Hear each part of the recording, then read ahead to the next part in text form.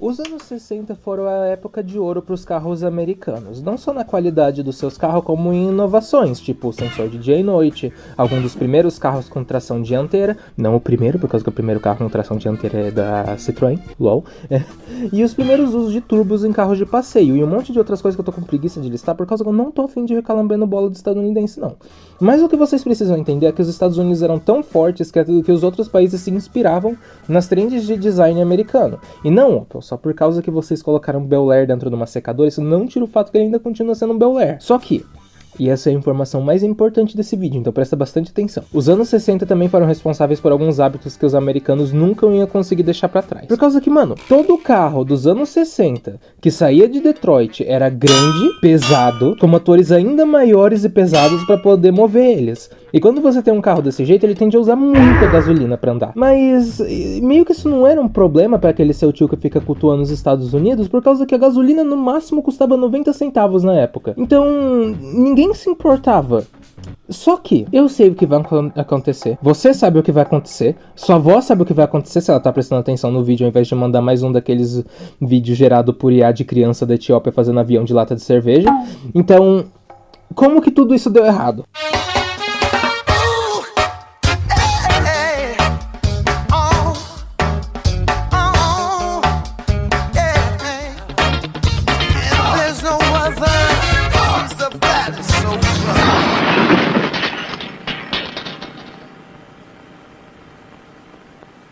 Todos os carros dos Estados Unidos eram baseados em a gasolina ser barata, e ela continua sendo barata pra sempre, sabe? Então, tipo, talvez eu esteja falando algo absurdo aqui, mas e se do nada alguma coisa acontecesse onde que você fica baseando sua indústria inteira só em carro gigante e pesado e que bebe um monte de gasolina pra andar, virasse meio que inviável? Os países árabes exportadores de petróleo cortaram o suprimento de gasolina aos países aliados aos Estados Unidos da América. O Corporate Average Fuel Efficiency, ou café, não confundir com a bebida café, foi aprovado. O Highway Safety Act e o uso obrigatório de catalisadores nos carros se torna obrigatório. E se isso tudo já não fosse suficiente, eu quero que você perceba que eu tô apenas mencionando os americanos, por causa que meio que todo mundo já estava preparado para algo assim acontecer, menos os Estados Unidos. E, bem, qual que foi o resultado disso? Se segure aí, por causa que tu não tá preparado pro que tu vai ver agora. Isso é tipo coisa que só gente com mente bem perturbada consegue imaginar, tá? Aqui, ó, vamos usar um Camaro como exemplo. Nos anos 60 você podia pedir, como opcional, um motor V8 6.5 que faz em torno de 380 cavalos de potência, o que é um número bem respeitável até hoje, na verdade. Só que na virada de 1973, o mesmo carro, com o mesmo motor, fazia incríveis 248 cavalos de potência. Isso mesmo, meus amigos, de um ano pro outro você perdeu 132 cavalos de potência. Mas por quê? O que aconteceu aqui? O carro tá com escapamento restringido por causa do catalisador. Pra quem não é nerdola de carro, que nem eu, o catalisador é uma peça que vai no escape do carro que limpa as emissões de poluentes geradas pelo motor. Só que a desvantagem é que ele restringe bastante o fluxo do escape do carro, fazendo ele perder potência. Economia de combustível. Por causa do café, eles eram obrigados a fazer os seus motores serem mais econômicos dentro da frota da marca. Só que, tipo, é meio impossível tu fazer um V8 6.5 dos anos 60, que na verdade é um motor que se origina dos anos 50, ser econômico.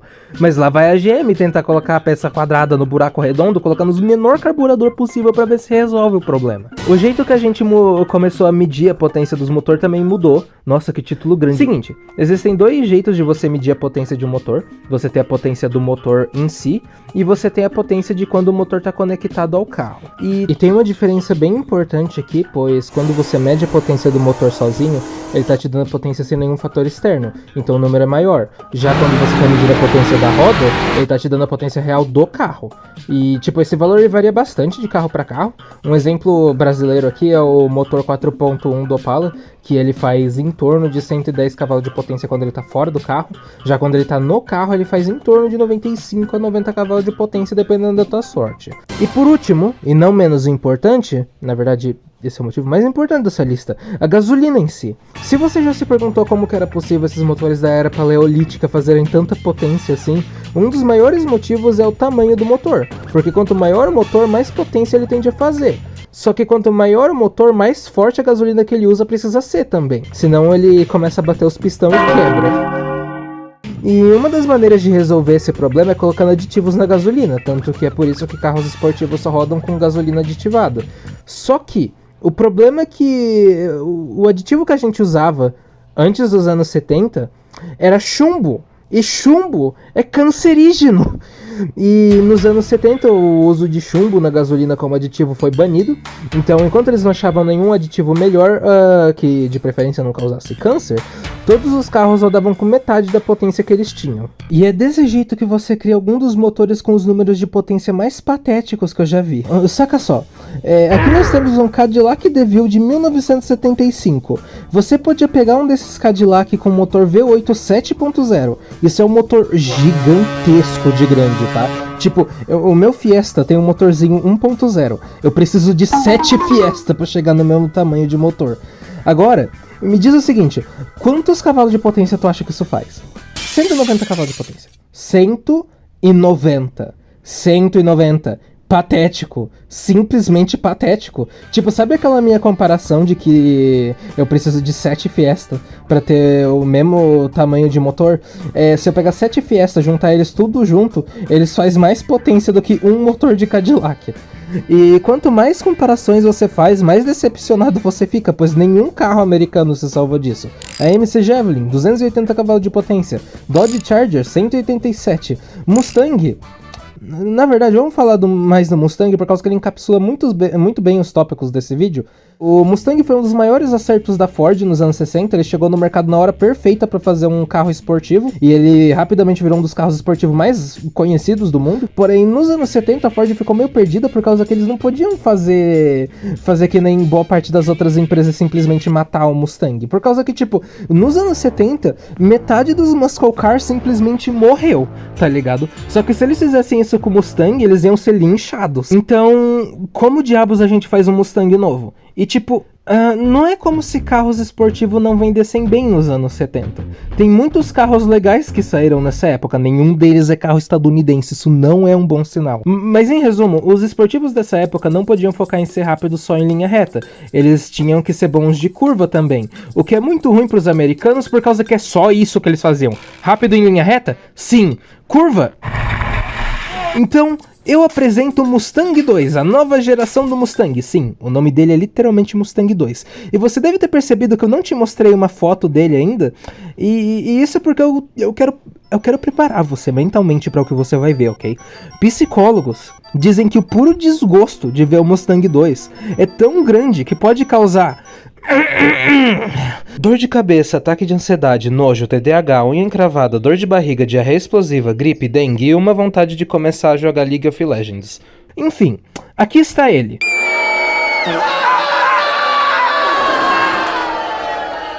Oh boy, vamos lá, né? Eu sei que tem muitas perguntas pra fazer aqui, então vamos devagar. A ideia do Mustang 2 era fazer um novo tipo de muscle car, de acordo com a Ford. E eles conseguiram falhar miseravelmente em tudo que eles queriam fazer, por causa que o carro era mais fraco que a concorrência. Ele tinha como opção o motor Ford Lima 2.4 e o Ford Windsor, que era pra ser o motor de performance da Ford. Uau! Sabe quantos cavalos de potência ele faz? 140 cavalos de potência. Uau! Que incrível, não? Só por comparação, o Ford Lima, que é um motor que tem tipo metade do tamanho do Ford Windsor, faz 90 cavalos de potência. Então isso significa que mesmo com o dobro do tamanho e o dobro de pistão, você ganha só 50 cavalos de potência a mais. E só pra fechar com chave de cu, esse carro é pesado pra um caralho. Então esse motor que mal faz potência, mal consegue puxar o carro direito, tá ligado? Então, o que a Ford fez pra tentar vender esses carros? Simples. Eles só empiriquitaram o carro e tentaram vender ele como um carro de luxo. Sim, genuinamente, a Ford achava que o público dos Estados Unidos era tão burro que eles iam olhar pra isso daqui e achar que ele genuinamente era um carro de luxo. E o pior é que eles estavam certos por causa que eles venderam 1 milhão de unidades desses carros. E meio que essa era a modinha dos anos 70. Tu pega um carro comum, enche ele de carpete, almofadas e peça cromada, e depois é só você pintar ele de marrom. Por que marrom em específico? Por causa que marrom representa a situação dos Estados Unidos muito bem. Uma merda. E o melhor exemplo de quão preguiçosa essa prática é o Chrysler Cordoba. Por causa que não basta o carro já ser horroroso, nas propagandas deles a Chrysler vivia se gabando do Soft Corinthian Leather, que é um tipo muito especial de couro que é importado diretamente de uma loja de couro atravessando a rua da fábrica da Chrysler. E a indústria ter se segurado só nesse nicho veio com o efeito colateral de fazer todos os carros estadunidenses parecerem ser muito defasados contra a concorrência. Sério, compara os carros da Ford dos Estados Unidos com qualquer carro da Ford da Europa.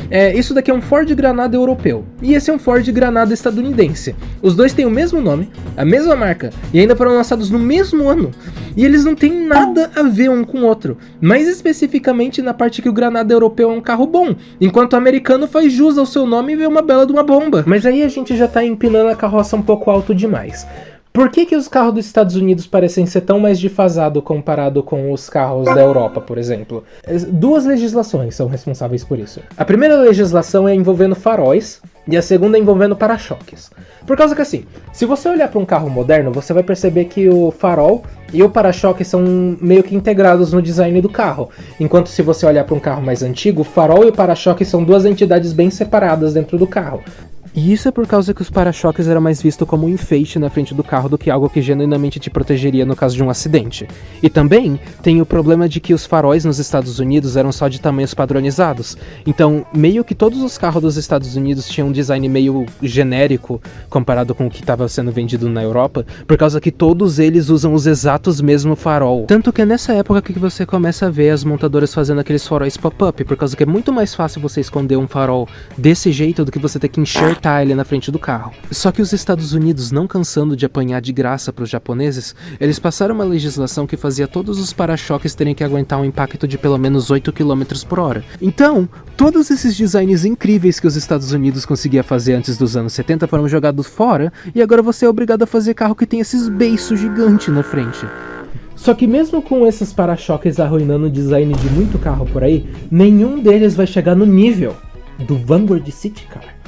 O que é essa porra aqui? O que é esse pedaço de queijo com roda? Ele é tipo um Smart dos anos 70. Tipo, ele é um mini carrinho elétrico que era feito pra ser usado dentro da cidade, que roubou o design do Itaipu. E tipo, como que por lei ele ainda é considerado como um carro, ele foi obrigado a seguir as mesmas leis envolvendo para-choque, sabe? E, bem, ele saiu disso pra isso. Cara...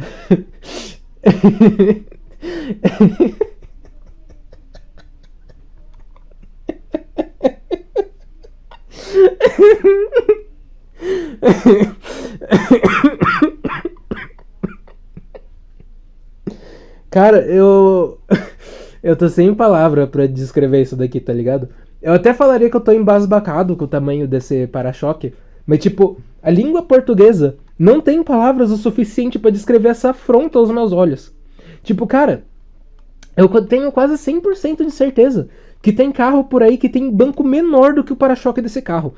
E tipo, ver esses para-choques gigantes me faz lembrar de outra coisa gigante. Nosso patrocinador, São José Chevrolet Ford Hyundai e Bad Dragon, a única concessionária da região de Maringá, aonde tu pede por um carro econômico, a gente te vende uma S10 do tamanho da sua esposa. Ela tá te traindo? Isso mesmo, ela tá te traindo. Pois até nós sabemos que seu pinto é pequeno e você precisa de algo grande na tua vida que não seja tua dívida no banco. Aceitamos pagamentos em cheque, até sem fundo, cartão, em 100 vezes com juros para até os seus tataranetos terem que pagar a dívida. À vista, se tu me mamar, tu leva de graça, que nem a sua mulher. Não esqueça, ela tá te traindo. Carros quebrados? Sim. Carros usados? Sim. Vendedores chatos? Vai se foder. Isso mesmo, vai se foder. E bem, todas as coisas que eu mencionei acabaram combinando nos 3 piores carros que os Estados Unidos já fez. Começando com o Ford Pinto, sim, esse genuinamente é o nome do carro, ele foi uma resposta desesperada da Ford aos carros japoneses, pois os carros importados não só eram mais rápidos e econômicos, eles também tinham algo que os americanos não conseguiam replicar: qualidade. Pois no caso do Ford Caceta, eles estavam tão apressados que muitas coisas simples foram deixadas de lado só pra fazer o carro chegar na mão do consumidor o mais rápido possível. Então, obviamente, o carro ia ter muitos problemas. Só que muitos desses problemas eram coisas simples que não afetavam muito o uso do carro. Só que um dos problemas crônicos que ele tem parte especificamente da Ford ter rushado ele para o mercado. Seguinte, aqui tá um diagrama do chassi do Ford Pennis. Tu consegue ver algo que seria tipo muito negligente da parte da Ford se eles não tivessem prestado atenção quando eles estavam testando o carro? Não! Meu querido, o tanque de combustível tá do lado do para-choque. Então, caso tenha um acidente por trás do carro, o para-choque fura o tanque de combustível, ele explode e pega fogo.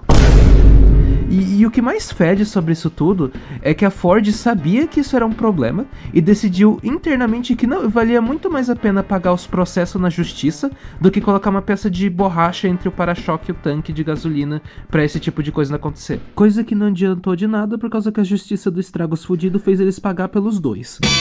Daí nós também temos o Chevrolet Vega. O Vega foi também uma resposta desesperada aos japoneses, porém a Chevrolet tinha planos muito ambiciosos para esse carro. Eles investiram em motores novos, fábricas novas, ferramental novo e até um jeito novo de transportar os carros. Pois, na mente da Chevrolet, esse carro ia vender milhões e milhões de unidades. Porém, eles também decidiram rushar o carro, tanto que já na linha de produção os carros já estavam enferrujando e soltando os eixos traseiros, o que é um ótimo sinal de um carro que foi projetado por um bando de idiotas. Quais eram os problemas desse carro? Na fase de design do carro, os engenheiros perceberam que o motor era ser feito de alumínio, fazia ele dissipar o calor muito bem, ao ponto dele não precisar de um radiador nos testes. Então, a GM decidiu dar um radiador bem pequenininho pro carro. Só que daí tem um negócio, nos testes isso funciona, só que fora dos testes os motores esquentavam tanto, mas tipo tanto mesmo, que eles chegavam ao ponto de derreter. 2. Nas versões com carburadores, esses carros tinha o problema do cabo do acelerador estourar e ele ficar acelerando sozinho. 3. O carburador também era pequeno demais para alimentar o motor, fazendo ele soltar pipoco pelo escapamento e furar ele. E tudo isso parece bem engraçado até tu lembrar que o escapamento desse carro passa do lado do tanque de combustível, então tem uma chance não tão pequena do carro pegar fogo. 4. O motor desse carro foi feito de alumínio, e a Chevrolet não sabia fazer motor de alumínio, então o motor simplesmente não era muito confiável, com ele tendo uma plétora de problemas relacionados com a composição do motor. E para terminar de colocar o sal na ferida, a GM desenvolveu um tipo de vagão de trem onde os carros eram colocados na vertical para maximizar o espaço e carregar o máximo de carro possível. Tanto que eles tiveram que redesenhar muitas partes do carro só para isso funcionar. Só que a GM não levou em consideração que o vagão de trem era alto demais para passar debaixo de ponte, então eles tinham que fazer uma viagem muito mais longa e cara para entregar os carros. Um carro pega fogo, o outro foi feito por um bando de chimpanzés, então claramente esse último carro deve ser a reencarnação do Satanás em forma de carro. Bem, eu vos apresento o AMC Gremlin. E, bem, o problema do Gremlin não é o carro quebrar. Na verdade, o Gremlin é um carro bem resistente. O problema aqui é que esse carro encapsula muito bem o quão defasada a indústria de carros americanos ficou nos anos 70.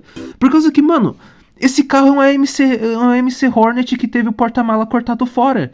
E tipo, não me leve a mal, o carro funciona como um carro comum, só que mesmo assim ele continua sendo um carro dos anos 60, que foi cortado no meio só pra deixar ele mais barato de produzir. Então, independente da usabilidade do carro, ele vai continuar atrás da concorrência por causa disso.